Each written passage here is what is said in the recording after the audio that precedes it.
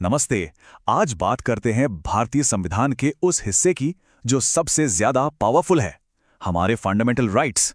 देखिए, ये सिर्फ कुछ नियम नहीं है, बल्कि हर नागरिक के लिए एक पक्की गारंटी है। तो चलिए इसे एकदम आसान भाषा में समझते हैं। तो सवाल यह है कि इसे समझने की मास्टर की मतलब चाबी क्या है।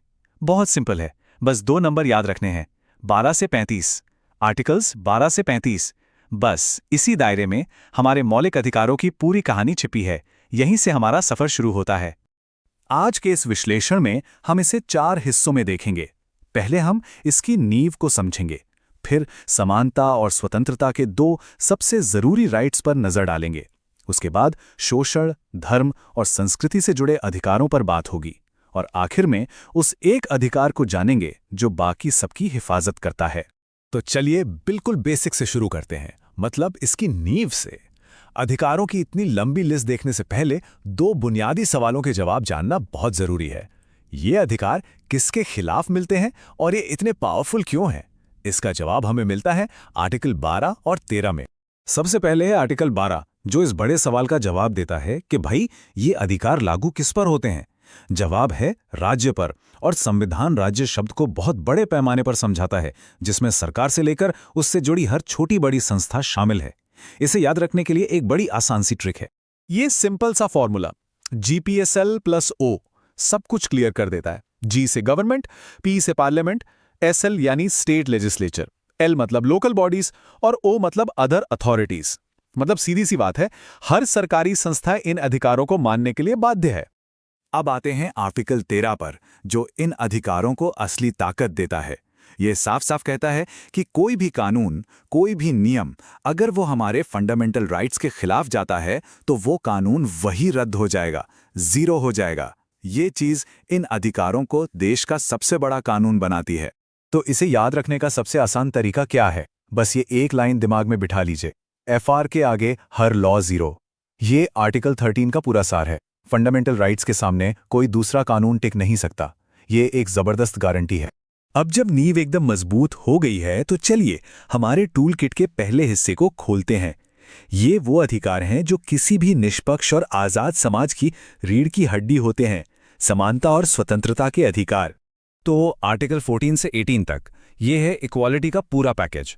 आर्टिकल 14 साफ कहता है कानून के नज़र में सब एक। फिर आर्टिकल 15 जो किसी भी तरह के भेदभाव को रोकता है। आर्टिकल 16 कहता है सरकारी नौकरी में सबको बराबर मौका मिलेगा। आर्टिकल 17 जो छुआछूत जैसी भयानक प्रथा को क्राइम बताता है। और आखिर में आर्टिकल 18 जो अंग्रेजों के जमाने के टाइटल्स खत्म करके असली सम्मान की बात करता है। देखा, हर अधिकार को याद रखने की कितनी आसान ट्रिक है। इसके बाद आता है आर्टिकल 19, जो हमें 6 कमाल की आज़ादियां देता है। इसे ना एक कहानी की तरह समझिए।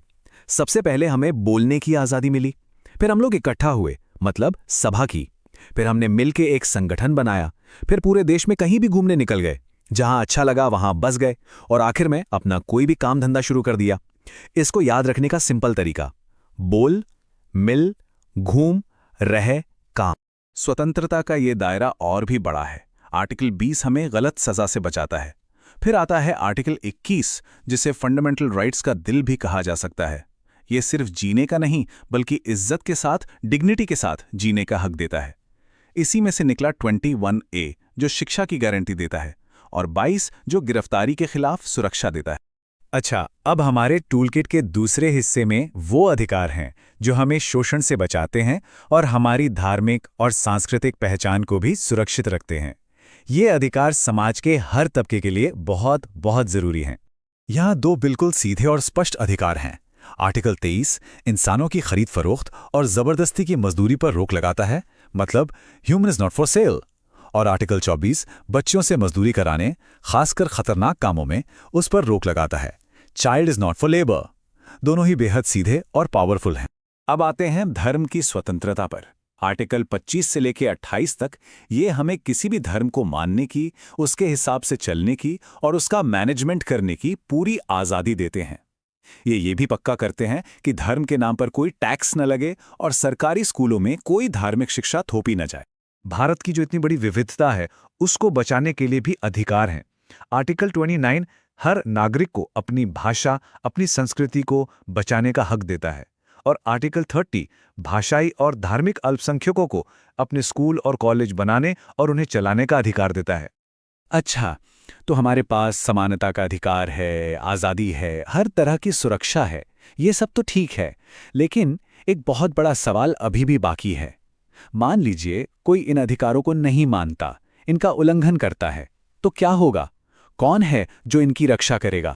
और उस सवाल का जवाब है हमारे विश्लेषण के इस आखिरी और सबसे जरूरी हिस्से में। ये वो अधिकार है जो बाकी सभी अधिकारों में जान डालता है, उन्हें हकीकत बनाता है, और ये है आर्टिकल 32। इसे याद रखने का सबसे बढ़िया तरीका पता है क्या है? आर्टिकल 32 समझिए संविधान का डॉक्टर है। बिल्कुल जैसे एक डॉक्टर बीमारी का पता लगाकर उसका इलाज करता है, ठीक वैसे ही ये आर्टिकल हमारे अधिकारों के हनन का इलाज करता है। यही वो चीज है जो पूरे सिस्टम को जिंदा रखती है। असल में आर्टिकल 32 ही वो हथियार है जो बाकी सभी अधिकारों की ढाल बनता है। ये हर नागरिक को एक असाधारण शक्ति देता है कि अगर उनके किसी भी फंडामेंटल राइट को कोई छीनता है तो वो सीधे सुप्रीम कोर्ट का दरवाजा खटखटा सकते हैं। और इस डॉक्टर के पास इलाज के लिए 5 बहुत ही शक्तिशाली औजार हैं जिन्हें रिट्स कहते हैं। ये कोर्ट के खास कानूनी आदेश होते हैं, जैसे किसी को गैर कानूनी हिरासत से छुड़वाना या किसी सरकारी अधिकारी को उसका काम करने का आदेश देना। इन्हीं की वजह से ये अधिकार सिर्फ कागज पर नहीं रहते, बल्कि असल में लागू होते हैं। अब पूरी तस्वीर को समझने के लिए हमें आर्टिकल 33 से 35 को भी जानना होगा। इसे आप इमरजेंसी जोन समझ सकते हैं। ये बताता है कि कुछ खास हालात में, जैसे कि हमारी आर्म्ड फोर्सेस के लिए या कहीं मार्शल लॉ लगा हो, तो इन अधिकारों को सीमित किया जा सकता है। और ये देखिए, सब कुछ एक जगह। ये है सुपर रिवीजन लाइन। ये स्लाइड पूरी कहानी का एक क्विक रिकैप है। समानता 14 से 18, स्वतंत्रता 19 से 22, शोषण के विरुद्ध 23-24, धर्म 25-28, संस्कृति 29-30 और सबसे आखिर में आर्टिकल 32 जो है सबका इलाज। फटाफट रिवीजन के लिए ये एकदम परफेक्ट है। तो अब जब आर्टिकल 12 से लेकर 35 तक की पूरी कहानी हमारे सामने है, तो एक सवाल सोचने पर मजबूर करता है। इन सभी पावरफुल अधिकारों में से आज के जमाने में एक निष्पक्ष समाज बनाने के लिए वो कौन सा एक अधिकार है जो सबसे ज्यादा जरूरी है? ये एक सोचने वाली बात है।